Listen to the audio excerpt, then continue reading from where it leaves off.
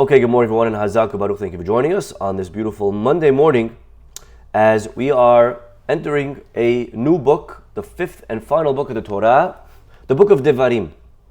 The parasha begins, Ele Devarim, Asher Diber Moshe el Kol Yisrael. These are the words that Moshe spoke to the Jewish people, and he goes on to give them a lot of rebuke. He goes on to repeat a lot of the mistakes that they made over the last 40 years. Matter of fact, this book is called Mishneh Torah. Our rabbis call it a repetition of the Torah. The fifth book, that's why it's called Deuteronomy in English. Deuteronomy is for the number 2. So the book has a lot of repeating ideas. Moshe Rabbeinu is repeating to them the mistakes that they made over the last 40 years, either them directly or their ancestors. He talks about the sin of the spies, and he talks about the sin of the golden calf. Talks about all the sins that they committed, and he's giving them rebuke. He's giving them tochacha. He's giving them what we call musar. Okay, he's chastising them. Matter of fact, this is the parasha that we learn from here, the art, the skill of how to give proper rebuke. Giving rebuke, my friends, is not an easy task. It's not an easy thing. But giving rebuke is something that we do, something that we have to do. It's something that we do to people that we love. Matter of fact, the Midrash begins this week's parasha. Take a look at this beautiful idea. It quotes a pasuk from Mishleh. Mishleh says, King Solomon, smartest of all men, he says in chapter 28, pasuk 23, Mochiach Adam Aharai Hen Yimtza Memahalik Lashon. A person who's mochiach from the word tochacha. Tochacha is to give rebuke, is to tell somebody where they're wrong. Mochiach Adam Aharai, if you rebuke a person, hen yimtza, you'll find more favor, mimahalik lashon, than if you, mahalik lashon is if you flatter them with your tongue. You know, some people, they love to flatter. They love to say, make everyone feel good, tell everybody only nice things. Your hair looks great. I love your beard. I love your clothes. Mahalik lashon, flattering. By the way, not that there's anything wrong with flattering. If it's a true compliment, we spoke many times in the past of how there's a mitzvah to make people feel good. There's a mitzvah to give a compliment. Right? Marpe lashon etz hayim. The tongue is healing. So not that there's something wrong with giving people a compliment. Of course we should do. And I would even say majority of what we say has to be compliments. Positive. But Shlomo HaMelech also does say that there is a balance. And ultimately, Mochiach Adam Aharai Hen Yimtza Memahalik Lashon. A person who gives rebuke ends up finding more favor than the person who flatters. And it pinpoints, it positions two people, one against the other. On the one corner, we have Moshe Rabbeinu. The Midrash says, Mochiach ze Moshe. Mochiach is Moshe. Moshe is our rebuker. I mean, the whole Torah is filled with Moshe rebuking the Jewish people. Matter of fact, all the prophets, all they do is rebuke. You should know in general the Jewish people, they didn't always love all the prophets. Yirmiyah Navi was not a popular guy. The Jewish people did not like Yirmiyah. He's the one that wrote the book of Echad that we're going to read next week. The book of Tisha B'Av. They didn't like Yirmiyah. They threw him in a dungeon, in a pit, because he gave them harsh words. It's not easy to hear harsh words. And you have to know that if you're going to give harsh words, you may not be popular. If you're going to always criticize your kids, your grandkids, or your friends, you're not going to be a popular guy. They're not going to always want to be with you. It's hard to hear it. How do you feel when you're around someone who's criticizing you versus when you're with someone who's flattering you? Which one do you want to be with more? We like to hear flatter. So that's why I say it's important that we have a right amount of the ratio. Majority of what we say has to be flattering, has to be positive, compliments. But there has to be an element of tochacha. To those that we love, we have to give rebuke, we have to give criticism. And how we do it is not an easy task. We're going to get to that in a minute. But over here, the pasuk says, Mochiach Adam Aharai. You know who's the Mochiach? You know who's the ultimate rebuker of the Jewish people? It's Moshe Rabbeinu.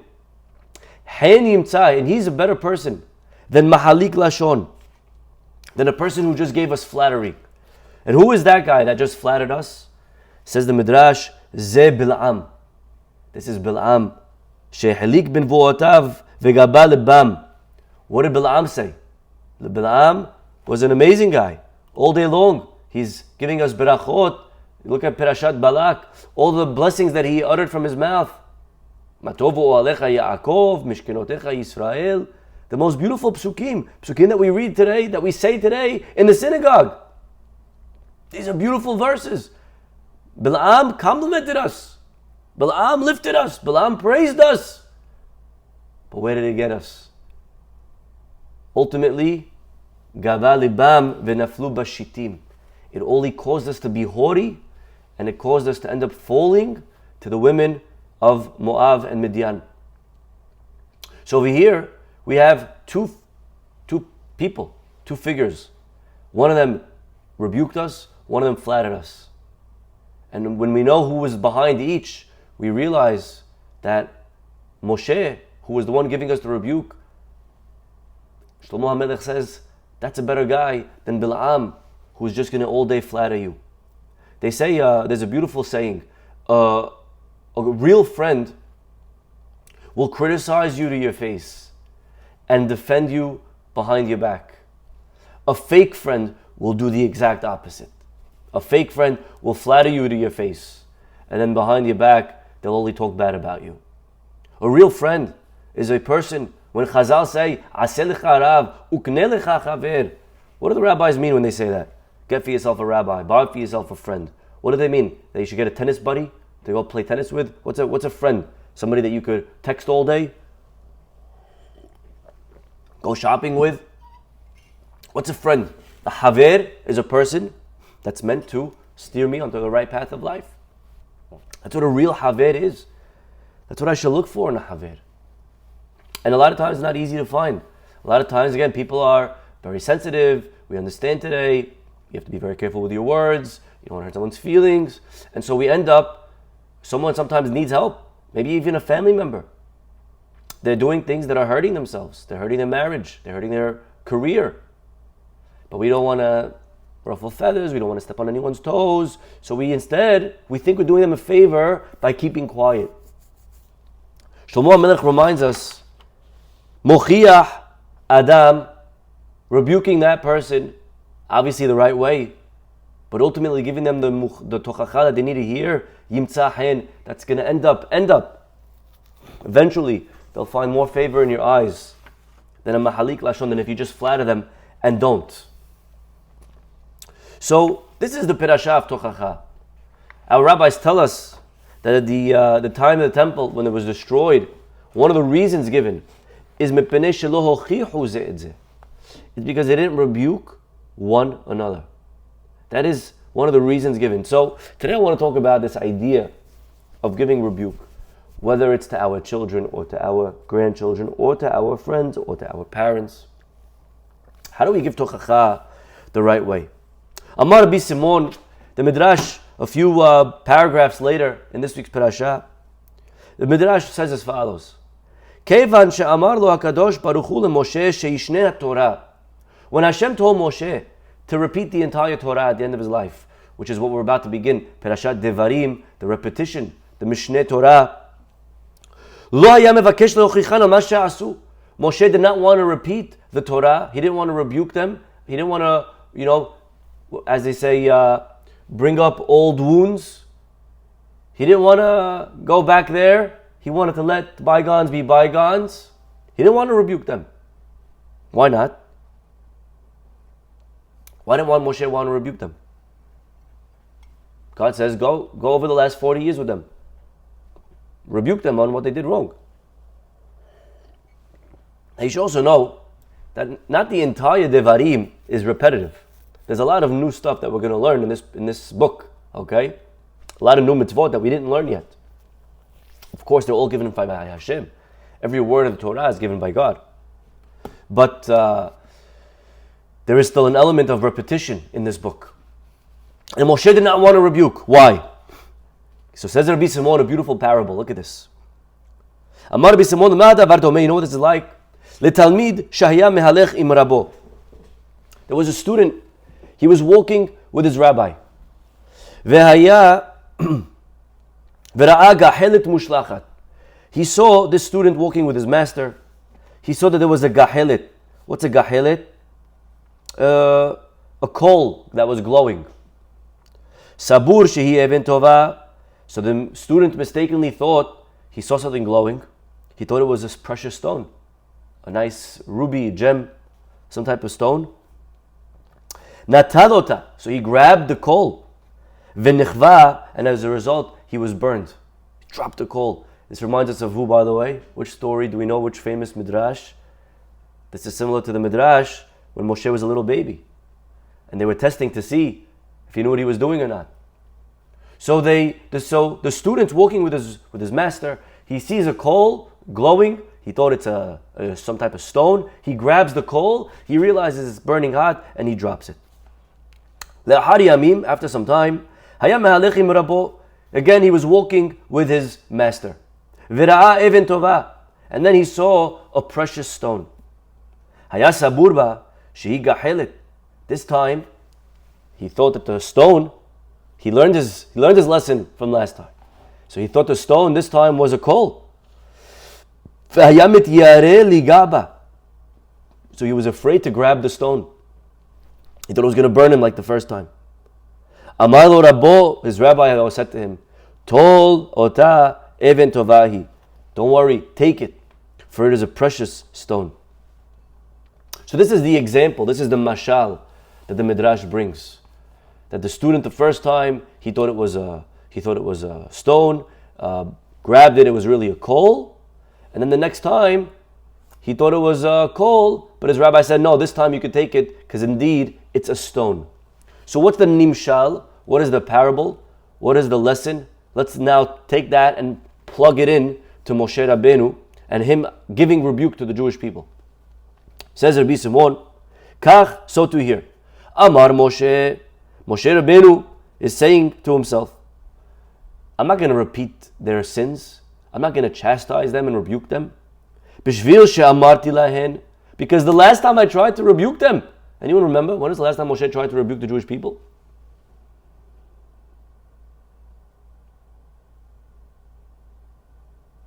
If you want to write it down in the chat,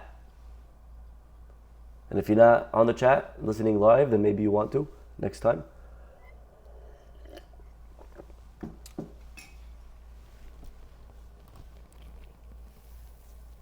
Last time Moshe rebuked them, he got punished severely. Remember when he hits the rock and he says, Shim'una hamorim, listen, you rebels, you guys are just crying all day. You doubt Hashem, you don't think he can bring for you water? You don't think he can bring rock from the rock? I'll show you water. Where's your faith? So Moshe is rebuking them. What ends up happening? Because I said to them last time, listen, you rebels, natalti sheli, I got punished. Moshe Rabbeinu says, last time I rebuked them, it didn't turn out well. Last time I told my wife that the dinner was a little burned, she didn't take it well, that it was too salty. We ended up having a 3-day fight. So you know what? I think this time I'll keep my mouth shut. The food's great, honey. I love it. God bless you. You're the best hands. Moshe is saying, last time I rebuked, natati sheli, mita'at yedehen, I got punished on their account.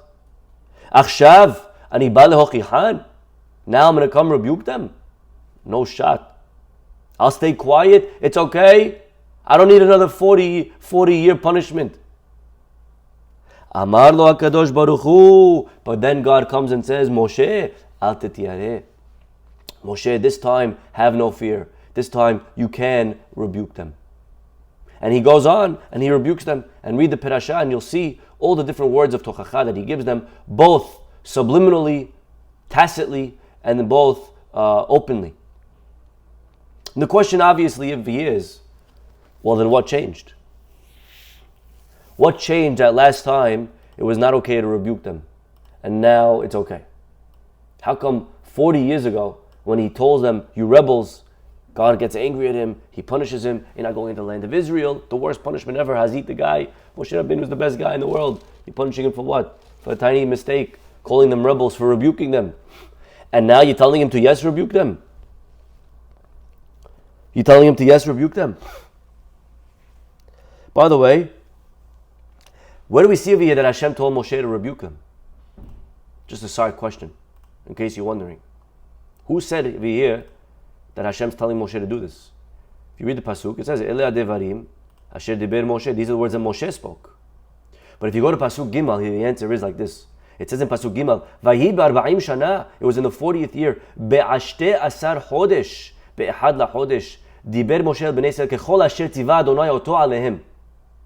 In pasuk Gimel it says that Moshe spoke all these words like God commanded him. So the reproof over here is again not coming on Moshe's own. God's telling him to do it. But the question is, so what changed? That when he rebuked them 40 years ago by the water, not 40 years ago, excuse me, it was in the 40th year. It was just a couple of months ago when Miriam died. Why over there he was wrong for rebuking them, and over here it was appropriate? The Yefet Toar explains something very beautiful. I was listening to a course on parenting from Rabbi Shais Taub. Very worth joining this course. It wasn't a free course, but it was worth every dollar. And basically 6 lessons in parenting. Okay? 6 lessons in parenting. And he speaks about the idea of parenting. What is parenting, by the way? What is parenting? Parenting is not policing. Parenting is not providing. Parenting is not protecting. Those are things that we need to do. We have to cook, we have to feed them, we have to clothe them, we have to put shelter on their heads, we have to provide for them, we have to make sure there's order. We have to do the things that we need to do as parents. That's right.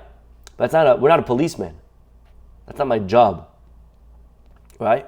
As a parent, parenting, what's a parent? Parenting is the transmission of values.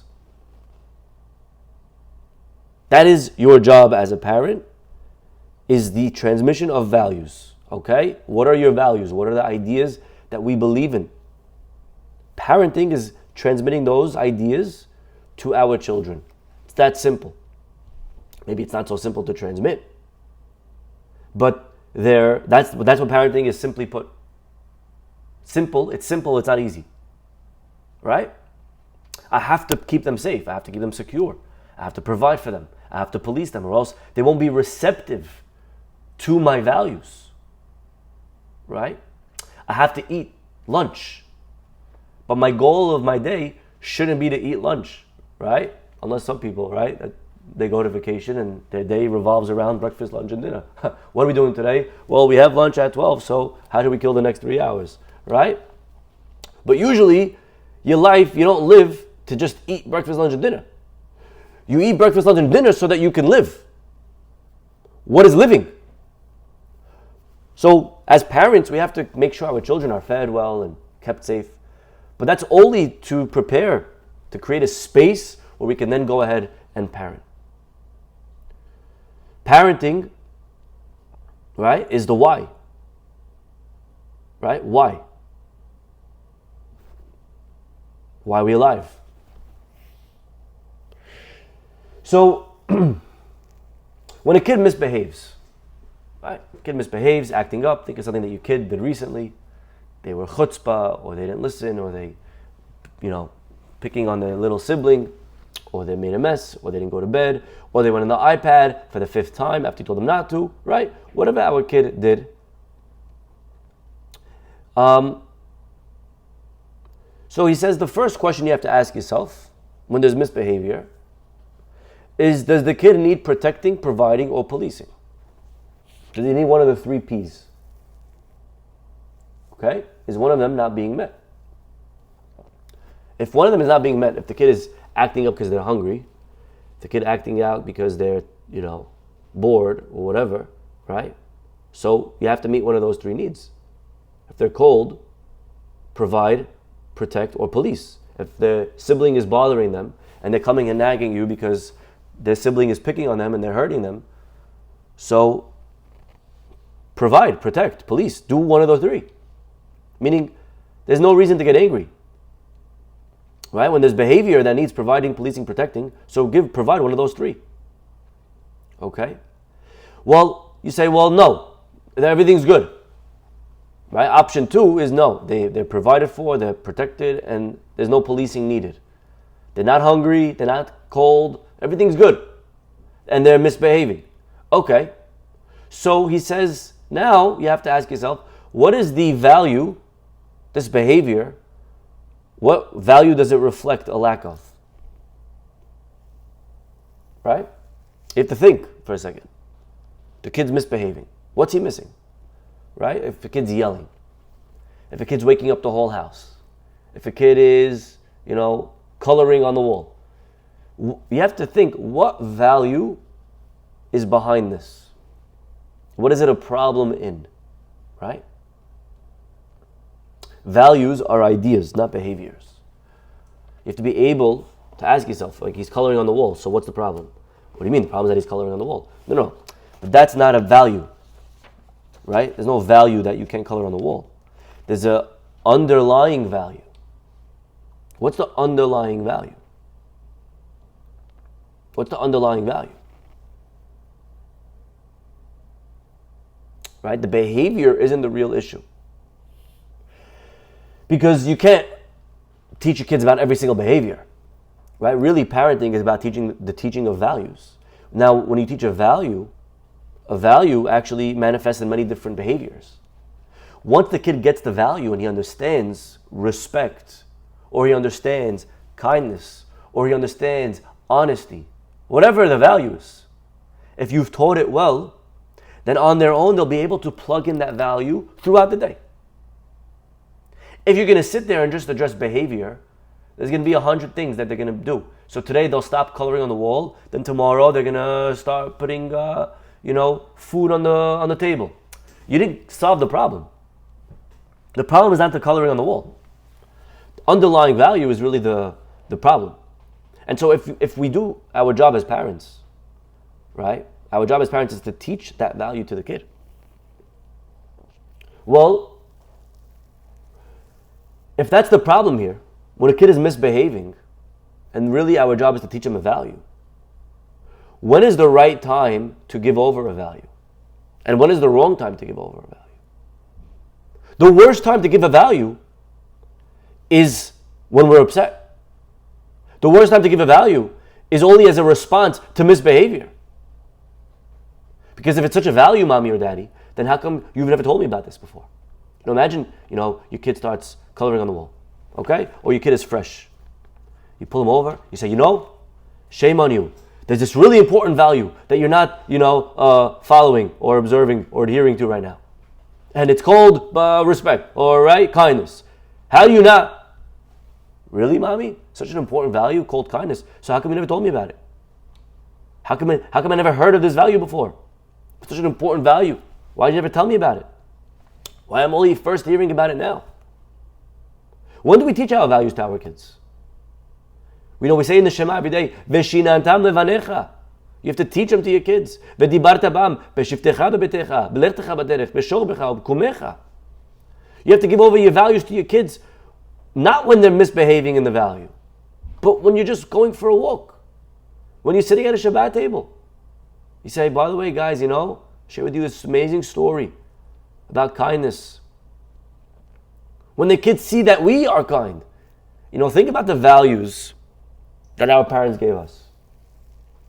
Right? Think about the values that our parents gave us. Right? What do we learn from our parents? The importance of what? Honesty, hospitality. Right? What do we learn from our parents? Prayer. I can bet you I can bet you that those values were not transmitted in angry moments. That's not how we receive values. We receive values by them constantly being repeated and taught. Right? That's what. If we care about something, then we'll talk about it all the time. Oh yeah, my mom, she always spoke about, visiting old people. That's a value. And that's how you give over that value, because she always spoke about it. You don't give over a value by addressing it in the time of needing, of policing or protecting or providing, or the time of the misbehavior. Right? That's not when we give over a value. Right? Because parenting is not just getting them to behave, just obey. Behaving is what? But parenting is why. Right? The value is the why. The parenting is when we're gone and we're not here, that they'll still behave, that they'll still obey, that they'll still respect, that they'll still, right? That when I'm not here, on your own, that you could believe it and you could keep it when I'm not watching. That's parenting. That's how we teach values. Not at the time of the misbehavior. That's the worst time. That's the worst time. I mean, first of all, if you're rebuking only when they're misbehaving, there's a tendency that we need to preserve our, dignity. So we deflect, we give excuses. We're not receptive in real time. Right? Imagine you teaching me a value called kindness at a moment that I'm not being kind. So you're telling me that there's a very important thing and that I'm not doing that thing. So human nature is only to defend. It's human nature to be like, oh no, this is different. He started. That's not when you teach kindness. That's not when you teach about forgiveness. In a moment when the person's violating it, they're going to defend themselves. You teach it. You talk about it later when they're open to hearing. So you're not pinning them against the value, right? So anyways, says over here, the Yefeh To'ar. That's the difference between the rebuke that Moshe gave them by the water and the rock and the rebuke that he gives them in our parasha. When the Jewish people are thirsty, that's not a time to rebuke them. They're thirsty. They need providing. That's not when you rebuke your kid, when he's misbehaving. You figure out how to handle the misbehavior. You say, come, put the marker down. Come, stop picking on your brother. Come, finish your plate. Come, put the iPad down. That's not when you give over the value. That's not a time to rebuke. That's a time to just, whatever the issue is, let's address it. The rebuke, the value, comes later, when everything's fine. When you're walking in the street, when everything's provided for. So he says that's why when he rebuked them by the water, that was inappropriate, because they're thirsty. Do your job, give them water, and leave them alone. You want to talk to them about emunah? Fine, talk to them about emunah, but not now. It's not the time to talk to them about emunah. You know when's the right time to rebuke them? When everything's fine. So take a look at our parasha. In the 40th year, in the 11th month, on the first day of the month, Moshe starts rebuking them. And what does it say?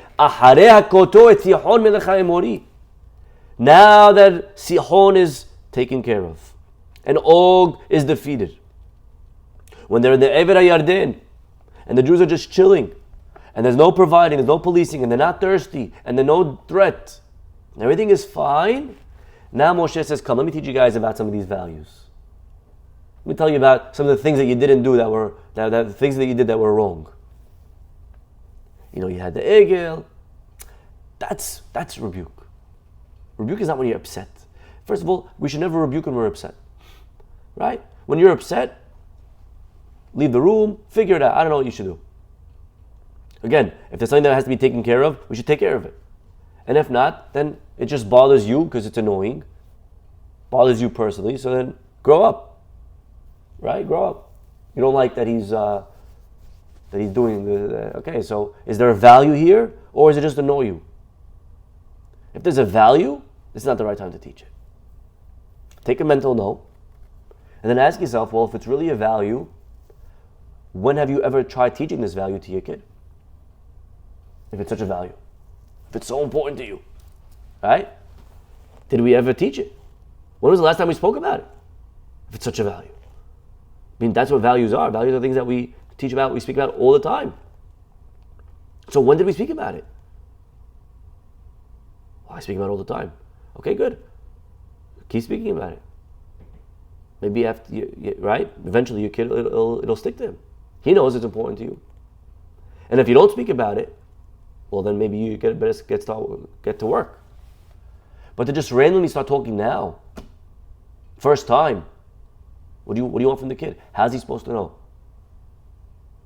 Right? And this is the Yefet Torah's beautiful answer of why here Moshe Rabbeinu, it's okay for him to rebuke. And last time when they hit the rock, it wasn't okay. I think there are many other obviously ideas and lessons of how to rebuke and how to give rebuke and to give it properly. But at least we learn from our parasha such an important, beautiful lesson in education, in parenting, in tochacha. It's not done at the moment. It's done at a later time. It's done all the time. And we don't do it by talking about their behavior. Their behavior is not the problem. It's not about what you did. Leave the behavior. Talk about the value, and the kid on their own, they'll understand.